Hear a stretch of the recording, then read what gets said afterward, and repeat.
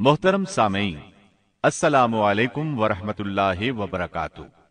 इस बार हम आपके लिए पेश कर रहे हैं क़िससुल अंबिया। चुनाचे अब हम आपको इदरीस अलैहिस्सलाम के बारे में बताते हैं। एक हदीस में है कि आदम और शीस अलैहिस्सलाम के बाद इदरीस अलैहिस्सलाम पहले नबी हैं। एक दूसरी हदीस में है कि इदरीस अलैहिस्सलाम पहले नबी हैं जिन्होंने कलम के जरिए लिखा और लोगों को किताबत सिखाई। हाफिज इब्ने कसीर ने उनका हुलिया कुछ यूं बयान किया है: पूरा कदो कामत, खूबसूरत, खूब रू, घनी दाढ़ी, उम्दा औसाफ के मालिक, चौड़े कंधे, मजबूत हड्डियां, दुबले पतले, सुरमगी चमकदार आंखें, गुफ्तगू बावकार, खामोशी पसंद, संजीदा और मतीन, चलते हुए नजर नीची, इंतहाई फिक्र खौज के आदि, गुस्से के वक्त सख्त गजबनाक, बातें करने में शहादत की उंगली से बार बार इशारा करने के आदि। इदरीस अलैहिस्सलाम शीस अलैहिस्सलाम की शरीयत पर अमल पैरा रहे। चूंकि इदरीस अलैहिस्सलाम रसूल भी थे, इसलिए अल्लाह की तरफ से मुस्तकिल उन पर शरीयत नाजिल हुई, जिसकी तशरीह व तफसीर करके लोगों को अहकाम इलाही से आगाह फरमाते। इदरीस अलैहिस्सलाम ने जब देखा कि मुफसिदीन ईमान वालों पर जुल्म ज्यादती कर रहे हैं, उनका फसाद बढ़ता जा रहा है और समझाने के बावजूद ये लोग बाज नहीं आ रहे, तो उन्होंने अपने पैरोकारों को जिहाद का हुक्म दिया। इदरीस अलैहिस्सलाम पहले शख्स हैं जिन्होंने अल्लाह के रास्ते में जिहाद किया, गनीमतें हासिल की और दुश्मनों को कैदी बनाया। लेकिन गनीमतें और कैदी उनके लिए हलाल नहीं थे। रसूलुल्लाह सल्लल्लाहु अलैहि वसल्लम पहले रसूल हैं जिनके लिए गनीमतें हलाल की गईं। लेकिन ये बात यकीनी है कि जिहाद सबसे पहले इदरीस अलैहिस्सलाम ने किया। उन्होंने जिहाद के लिए सबसे पहले एक लश्कर तैयार किया, फिर उस लश्कर को दो हिस्सों में तकसीम किया।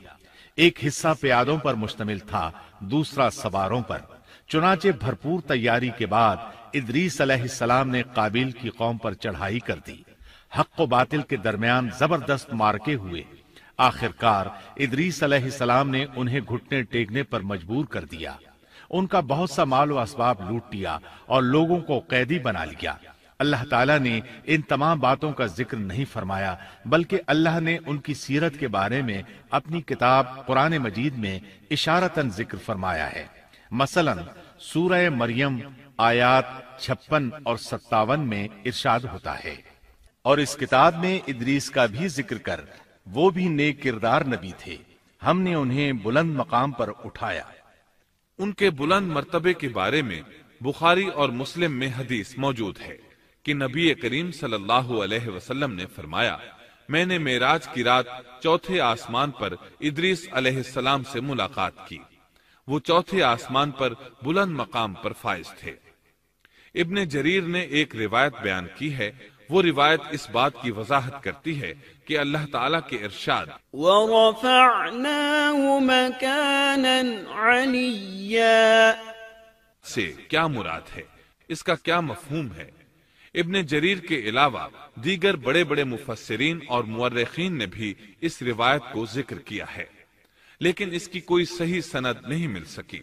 वो रिवायत ये है।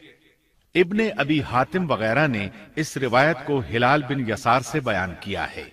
वो कहते हैं, मेरी मौजूदगी में इब्ने अब्बास रज़ी अल्लाहु अन्हुमा ने काब रहमतुल्लाह अलैहि से पूछा, काब, इदरीस अलैहिस्सलाम के मुताल्लिक अल्लाह ताला के इस कौल वरफ़अनाहु मकानन अलिय्या, हमने उन्हें बुलंद मकाम पर उठा लिया, का क्या मतलब है? तो काब रहमतुल्लाह अलैहि ने जवाब दिया, अल्लाह ताला ने इदरीस अलैहिस्सलाम पर एक मर्तबा ये वही नाजिल फरमाई, ऐ इदरीस, तमाम अहले दुनिया जिस कदर रोजाना नेक अमल करेंगे, उन सब के बराबर में तुझे हर दिन अजर दूंगा। इदरीस अलैहिस्सलाम ने यह सुना तो उन्हें ख्वाहिश महसूस हुई कि मेरे आमाल में रोज अफसू इजाफा हो, इसलिए उम्र का हिस्सा तवील हो जाए तो अच्छा है। उन्होंने वही इलाही और अपने इस ख्याल को एक रफीक फरिश्ते पर जाहिर करके कहा, इस मामले में मौत के फरिश्ते से गुफ्तगू करो ताकि मैं नेक आमाल का ज्यादा से ज्यादा वक्त हासिल कर सकूं। उस फरिश्ते ने जब ये सुना तो इदरीस अलैहिस्सलाम को अपने बाजुओं पर बिठा कर ले उड़ा। जब ये चौथे आसमान से गुजर रहे थे तो मौत का फरिश्ता जमीन पर आने के लिए उतर रहा था। वहीं दोनों की मुलाकात हो गई। दोस्त फरिश्ते ने मौत के फरिश्ते से इदरीस अलैहिस्सलाम के बारे में गुफ्तगू की। मौत के फरिश्ते ने दरियाफ्त किया, इदरीस अलैहिस्सलाम कहाँ हैं? उसने कहा, मेरी पुश्त पर। मौत का फरिश्ता कहने लगा, मुझे अल्लाह की तरफ से ये हुक्म मिला है कि चौथे आसमान पर इदरीस अलैहिस्सलाम की रूह कब्ज करूं। इसलिए मैं सख्त हैरत में था कि ये कैसे मुमकिन है। इदरीस अलैहिस्सलाम तो जमीन पर हैं। चुनाचे मौत का फरिश्ता इदरीस अलैहिस्सलाम के पास आया, उनसे इजाजत तलब की और उनकी रूह कब्ज कर ली। अंबिया को ये इम्तियाज हासिल है कि फरिश्ता उनकी इजाजत के बगैर उनकी रूह कब्ज नहीं कर सकता, और रसूलुल्लाह सल्लल्लाहु अलैहि वसल्लम को तो ये इख्तियार दिया गया कि आप दुनिया में मजीद रहना पसंद करें तो रह सकते हैं, या फिर रफीक आला की रिफाकत को पसंद कर लें। आपने रफीक आला की रिफाकत को पसंद फरमाया। इस तरह इदरीस अलैहिस्सलाम की रूह चौथे आसमान पर कब्ज की गई। इन्हें भी ईसा अलैहिस्सलाम की तरह आसमान पर उठाया गया। फर्क यह है कि ईसा अलैहिस्सलाम की रूह कब्ज नहीं की गई। ये वाकया नकल करके काब रहमतुल्लाह अलैह फरमाते हैं कि अल्लाह ताला के इरशाद वरफ़अनाहु मकानन अलिय्या की तफसीर यही है, लेकिन दुरुस्त बात यह है कि ये इस्राइली रिवायत है। इदरीस अलैहिस्सलाम की वफात हो गई तो लोग फसाद में और बढ़ गए, उनमें शर फैल गया, ताहम वो तौहीद पर कायम रहे। बुत परस्ती का उनमें कोई शऊर नहीं था। लोग आदम अलैहिस्सलाम की वफात के 1000 साल बाद तक तौहीद पर कायम रहे। उनमें फिस्क व फुजूर जरूर था, लेकिन शिरक नहीं था। अल्लाह ताला के इस इरशाद कानन्नासु उम्मतन वाहिदा, दरअसल लोग एक ही उम्मत